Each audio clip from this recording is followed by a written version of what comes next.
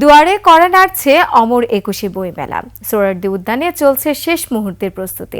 এবার স্টল মোট 1057টি। নতুন বাংলাদেশে প্রাণের এই মেলার এবারের থিম জুলাই গণ অভ্যুত্থান। আরো জানাচ্ছেন তানজিলা তাসনিম। বাংলাদেশ আর বইমেলা যেন এক সুতায় গাঁথা। এবার প্রাণের এই মেলা সাজছে জুলাই গণ অভ্যুত্থানের আবহে। এরই মধ্যে বাংলা একাডেমি কর্তৃপক্ষ প্রকাশনা প্রতিষ্ঠানগুলোকে বরাদ্দ দিয়েছে স্টল, প্যাভিলিয়ন। সোহরাওয়ার্দী উদ্যান জুড়ে চলছে স্টল তৈরির কর্মযজ্ঞ। প্রতি বছরই ডিজাইন নতুন ডিজাইন আসে।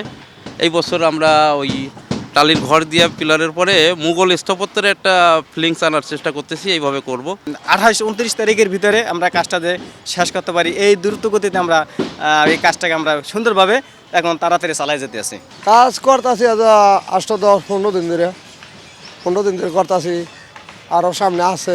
গণ অভ্যুত্থান পরবর্তী নতুন প্রেক্ষাপটে নিরাপত্তার দিকে বিশেষ দৃষ্টি দিয়েছে বইমেলা পরিচালনা কমিটি। নিরাপত্তার ব্যাপারে রাষ্ট্রীয় যে সংগঠনগুলো আছে, সংস্থাগুলো আছে, পুলিশ আছে, তারা সবাই অত্যন্ত তৎপর এবং এবারে নিরাপত্তা আমার ধারণা একেবারে খুবই সুচারুরূপে হবে।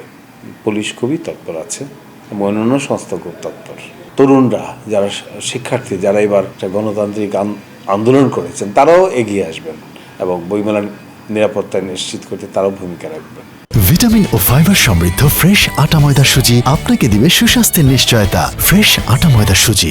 ফেব্রুয়ারি মাস জুড়ে এই ময়দান এখন লেখক, পাঠক, প্রকাশকদের মিলন মেলায় মুখর হয়ে ওঠার অপেক্ষা। তানজিলা তাসনিম, 21 টেলিভিশন, ঢাকা।